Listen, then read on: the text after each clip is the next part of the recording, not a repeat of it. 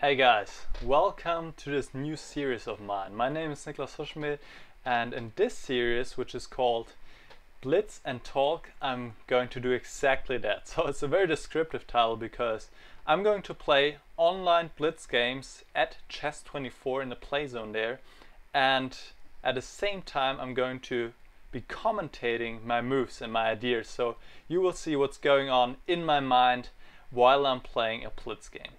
So let's go right into the Chess24 play zone. Here we are. And now let's find an opponent. Play now. I'll play 5 minutes now. I've also done this series, or I'm also still doing this series in German. And there it's called Let's Blitz. And in order to avoid any confusion, I chose a new title for this series, and now the game has started. I have an opponent from Spain, Melaki, and I found that 3 minutes oftentimes it's just not enough time to speak and at the same time play decent moves, or at least not get behind too much on time. So on the board now we have a Muenden. He played knight c3, so he transposed to Muenden. Play with b6, it's quite usual here to develop the bishop to b7. g3 is not the main move, bishop g5 is the main move. I'm not too worried about this approach of him with bishop g2 and simply castling. And now he plays bishop g5. That's quite unusual because in this combination with g3 the bishop doesn't have the square h4 to go back, because I could play with g5. So he has to take on f6, but I don't believe he really want to do it when playing his bishop to g5. So he just used 2 moves to give up his bishop here. So I'm not sure this was really the right approach. And here I think I simply take on c3, because now I have destroyed his pawn structure a little bit. And maybe I can make use of that in the future. So now I would like to develop knight c6, but knight e5 looks a little bit unpleasant. So I may play the bishop to e4 first. That's also quite a standard maneuver. So now I'm preparing knight c6, and I'm also having the idea to maybe play d5. Well, maybe not yet. So knight c6, and I'm having also ideas to play a knight to a5 to attack these weak pawns, especially a pawn on c4 is oftentimes weak in the Muenden. So I'm expecting to play something like knight d2. I'm going to exchange on g2 and then maybe continue with d5, something along these lines. So it really depends on what he's going to do right now, what my next moves are going to be. He plays d5. That's quite unexpected, because here really I have the feeling that he's weakening his pawn structure even more than it has been before. And you can see d5 is oftentimes a useful move to lock in the bishop on b7, but here in this position the bishop is on e4, so that's not a problem at all. And you can see now both of these pawns, c3 and c4, are hanging currently. The queen is attacking a c3 pawn, and this pawn is also attacked, and he has protected one of them with queen e4, maybe also having an eye on the pawn on d7. So now I have to take a look. Am I going to take on c3? He's going to take on d7. So the question is, do I want to allow this? And I think I can here play with c6. So I prevent him from taking on d7, and I'm also putting on more pressure on the pawn on d5. So again, the pawn on c3 is hanging and the pawn on d5. So he has to react in some way. If he takes c6, of course I take back with the bishop, immediately attacking the queen on a4. If he takes on e6, well, I can probably take with the f pawn, I can take with the d pawn, and you can see his pawn structure here on the queen side is just ruined. It's a mess. So he's having some problems here to find a decent move. He plays knight d4, but now there should be a pawn hanging somewhere at least. So let's see concretely how it works out here. So my bishop is hanging. That's a fact.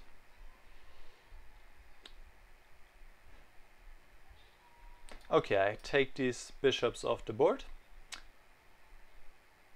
And now, how am I going to take? If I take the pawn on d5 twice, again, the pawn on d7 might be hanging. So another consideration would be to play c5 or e5.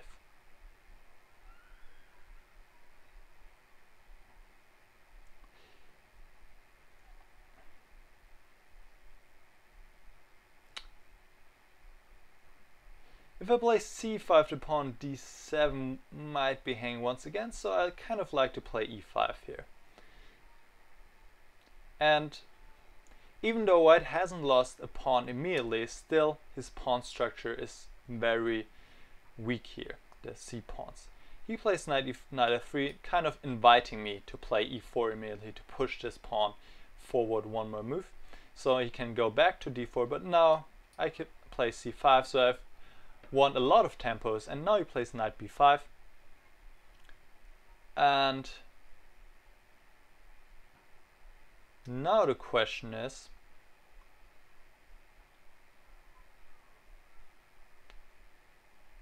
what is he going to do after a6? So let's find out. I just had to calculate some lines, so I had to take a look at knight c7, but I believe it's not working out for him because I'm playing rook a7 and his knight is kind of trapped.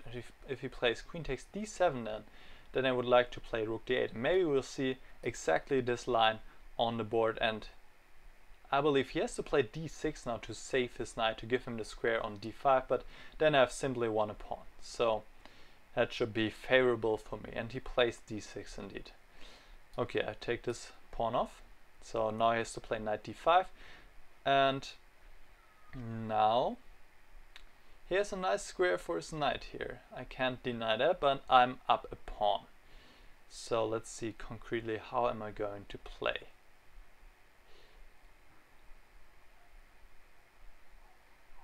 I feel like a rook is coming on the d file sooner or later, so I'll just move away my queen here already to e6.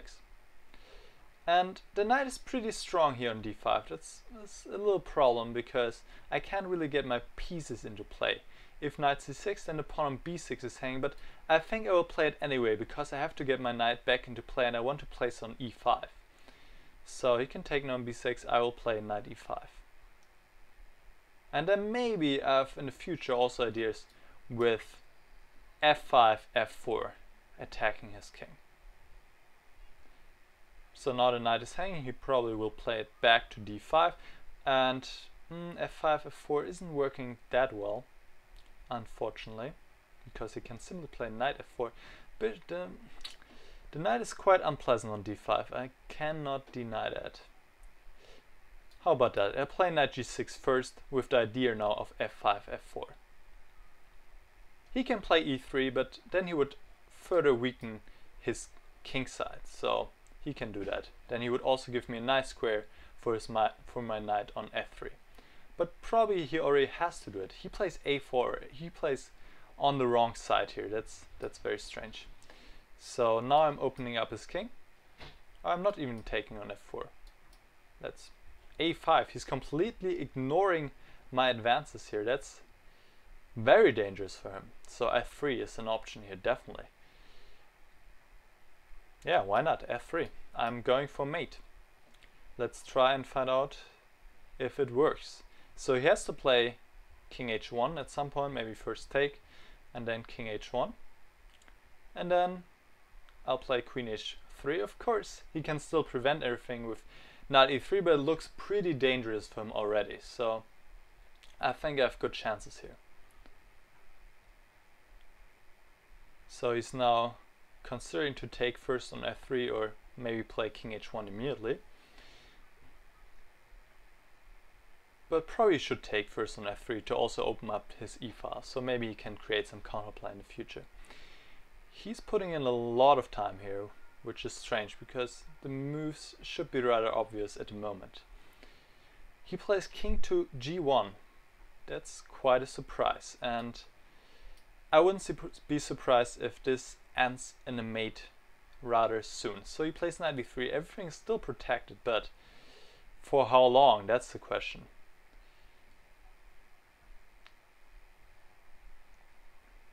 The pawn on e4 is hanging. That's a slight problem.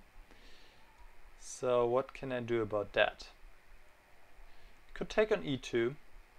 I take on e2, that looks good. Now the rook is attacked, so he has to take back, and then I would like to play my knight to f3 and then mate him. And this is exactly what's going to happen now. He has to give the queen. Well, he does have to give the queen, but now he gives his king in one way or the other. So I've won this game against Melaki from Spain, and you've got an idea how this new series looks like.